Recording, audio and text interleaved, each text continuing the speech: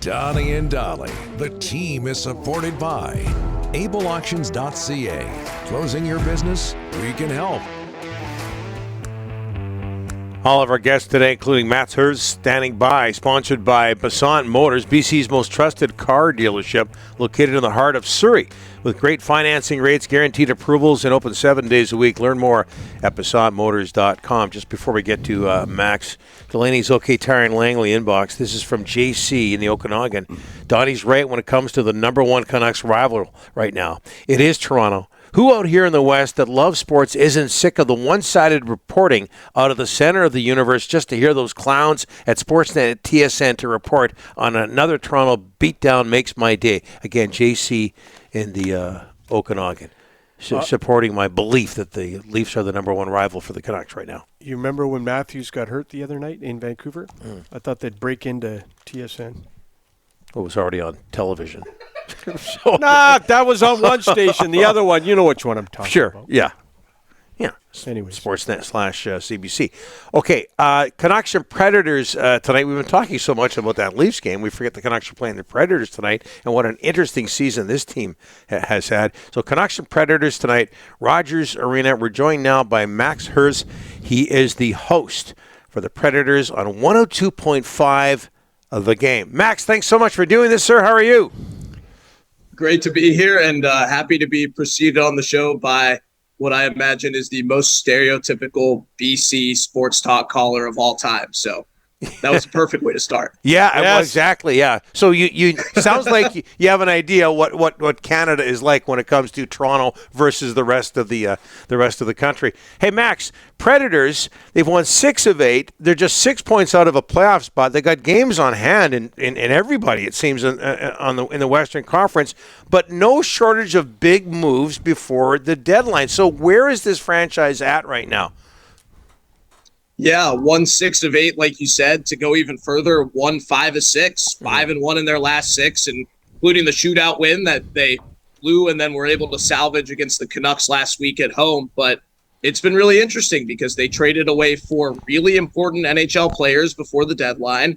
They got back a ton of futures. They got back 3 current NHL players, and they're playing maybe the best they have all year. They've been consistent. They've been fast. There are a lot of new faces. There's some call-ups. There are 3 guys who have come in from other teams, and they played really well, even with Philip Forsberg and Ryan Johansson hurt. Yusuf Harsonen's hurt too. Alex Carrier is injured. So you traded away 4 guys. 4 other guys who are really important NHL players are hurt, and they're playing well. They're playing fast. They're winning tight, low-scoring games, and they're very much still in that playoff mix. And I think there's a lot of comfort that the team knows this is the group we had. We like the mentality we have right now.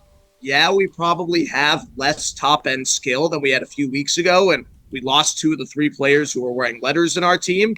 But I think the way the teams look at it is we have a lot of guys right now who are getting their chance to fight for a roster spot, not only for the rest of this season, but for next season. And for some of these guys, you know what? If things go well right now and the team decides, hey, we're going to use some of our future assets, 5 of our top 2 round picks that we acquired in the last couple weeks, if we're going to use those things to go out and get top-notch NHL players in trades, or maybe even try something like an offer sheet, which is more outlandish, but could be in play if they want to go for it, this may be the only look these guys get. And we're seeing those guys play well here, both leading up to and now after the deadline. The cynics will say, oh, well, Max, this is all about Juuse Saros. How do you react to that, and what does he mean to the Predators? Well, it almost always is all about Juuse Saros, and he's unbelievable. I don't think anyone is going to try and wrestle the Vezina away from Ullmark this year, obviously, but even if the team doesn't make the playoffs, he's been the Predators' best player by far, and I think it's really the second year in a row that you can say that. He's so good.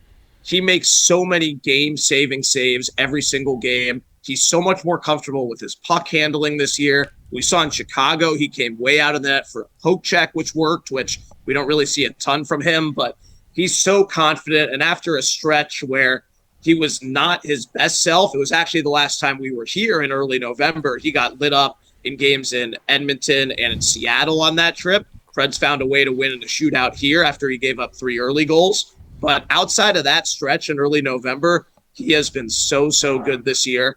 And he's kept a team that has really underperformed and has not got the production they need, basically from any of their skaters other than, to an extent, Roman Josi. He's kept that team in so many games, and it feels like every game the Preds win is either 2-1 or 2-1 with an empty netter. And that's how we've started this road trip, with a 2-1 win in Florida and a 2-1 win with an empty netter in Chicago to make it 3-1 on Saturday.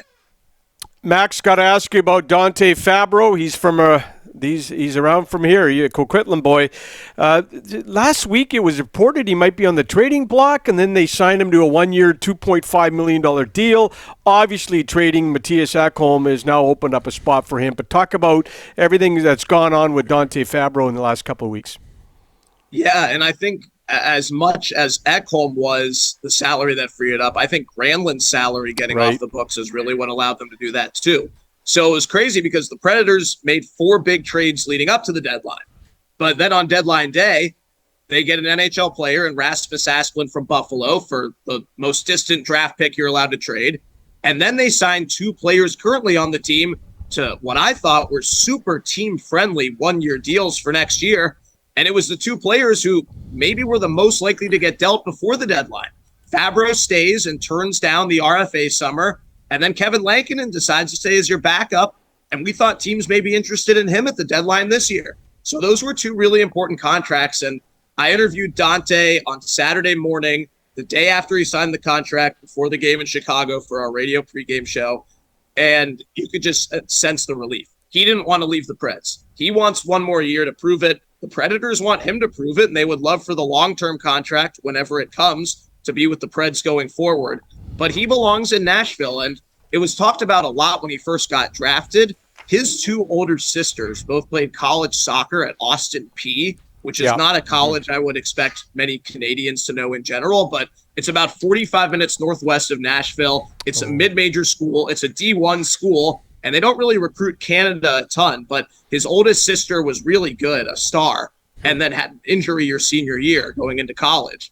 And it ended up being the best offer she could get. So she went there. His second sister went there as well. Her name's Sophia, and she actually lives with Dante right now in Nashville and has stuck around. So he really wanted to stay in Nashville. I think it was fair to say that even though he had played really well going up to the deadline, he did not want to move. And we had heard the interest just like you guys had. It sounded like the Sharks were really interested, but I think the combination of the salary they were able to get off the books leading up and the fact that they could agree with him, hey, we'll give you 1 more year. Let's see where this goes. And also, Alex Carrier's hurt, possibly out the rest of the year. Looks like Fabbro's going to play with Roman Josi the rest of the season. We never get these kind of deals here, but please help me figure out, Tanner Janot, how he got 5 draft picks, how he got a player, 6 pieces for a guy with 14 points. I know he's tough, and I saw what he did to Stillman on the weekend in Buffalo. But, man, that trade caught everybody's attention in the National Hockey League. It was nuts. We were in Arizona, our first game in the party barn down there, which was a fun experience in person, last Sunday night. And the team had already traded away Nino Niederreiter the day before. Yep. We had just made the formal announcement of David Poile's retirement and Barry Trotz taking over. And we were planning to play the game already because the roster moves with 11 forwards and 7D. And then warm-ups happen. We have the 11 and 7 we expect. And then we get a text in the broadcast booth from our PR. And he said, preparing something, hold on. And we had no idea what he meant. And then we found out shortly thereafter that Jeannot was not going to play in the game for trade reasons. And the trade does not come out until after the game. Then we find it out, and we were floored. And it's tough to think about things from the pure asset GM perspective when it's players you cover and you know who get traded. But that's the type of trade that nobody should be saying no to. And if the Predators are going to sell, which they did that week, I mean, that's the type of trade that you can dream of. It's been unbelievable. And it's the headline piece in a week where the Preds acquired 9 draft picks. They gave away 2, but it was a 6th and a 7th. They brought in 9. 5 of the 9 are top 2 round picks, and 2 of them are first round picks. Yeah, and Nashville's hosting the draft. It all works out. Hey, did you see the Barry Trotz move coming? And what's the general consensus on the job David Poile did day 1 with Nashville? we did see it coming to an extent. Mm-hmm. We knew, obviously, that there were teams that were interested in Trotz to be their head coach at various points throughout the last cycle, whether it was the Jets in the offseason, reportedly the Maple Leafs earlier in the season. I mean, you guys hear it all the time. We knew teams wanted him to coach. We knew that he loves Nashville. We knew he probably did not want to coach again if he didn't take any of those jobs, or at least wanted to take a year off. But this is happening at the right time. It's the right person. It's staying in the family. And it just makes so much sense. And it's so great because not only can we welcome back a beloved figure from day one of the franchise, we can honor the beloved figure who brought him in from day one of the franchise with Poile's retirement coinciding with Trotz's hire. And it could not have been received better. I think people don't look at all the Preds did last week as favorably as they do if we don't know what the end game is for who the GM is. And even though the trades were all great and all engineered by David Poile, I think it's even better when you know what the finish line looks like. And you know that also, as was put in the team press release, and Barry Trotz has said it, Trotz was involved in those trades. Mm-hmm. He's in the room. He's an advisor, and he'll be an advisor all the way up through the draft. He's going to start traveling with various members of the front office. He will be here at the game tonight. He was back in the bunker for the trade deadline, but he is here in Vancouver and will be at the game tonight. So he is very much in the mix, and I think it's perfect. I really think it's perfect for the organization. Perfect timing, a nearly perfect week, and I think the team is in such a good spot right now. And as you guys said again at the beginning of the interview, like, they really could make the playoffs this year. It really could happen, which is crazy to think about. Yeah, it's such an interesting team to cover. Very quickly, Max, we talked earlier about Dante Fabbro, Colton Sissons, Tyson Barrie now, all sorts of BC connections, Vancouver connections with that team. But you mentioned Ryan Johansson earlier. Very quickly, out 12 weeks. He suffered the injury against the Canucks. Is he going to be okay? Yeah, he had the surgery. It was a success. We saw him at the rink last week. And when I see Ryan Johansson on crutches, I can't think of anything other than him being out there in the 2017 playoffs on crutches, whether it was waving the towel to get the fans hype when he and Kevin Fiala were doing it when they were both hurt, or when he's out there with the conference championship trophy with the Clarence Bowl, the Campbell Bowl. And it makes me sad for all the time he's had to miss. And he's the type of player you'd want in the lineup right now with all these new guys coming in, and you'd want him to center some guys like that. But yeah, a whole lot of BC guys, and I think we're really happy to have Tyson Barrie. I think the outside consensus was that the Preds may try to flip him again before the deadline, and from what I've heard, it doesn't sound like that was ever in the possibility. So he's an important piece for this team, and he's going to fill Matthias Ekholm's spot. And I think the most confusing part about this week, where there's been a lot of in and a lot of out, is that the Predators have added a T Barrie and a Barrie T. So you've got to be really specific when you talk about which new Barrie is in the building. Don't tell my co-host that, because he gets confused very easily, Max. Very confused. Yeah, okay. Hey, Max, I've never heard a bad word about the city of Nashville. We thank you so much for joining us. What an interesting team to cover. Thank you so much.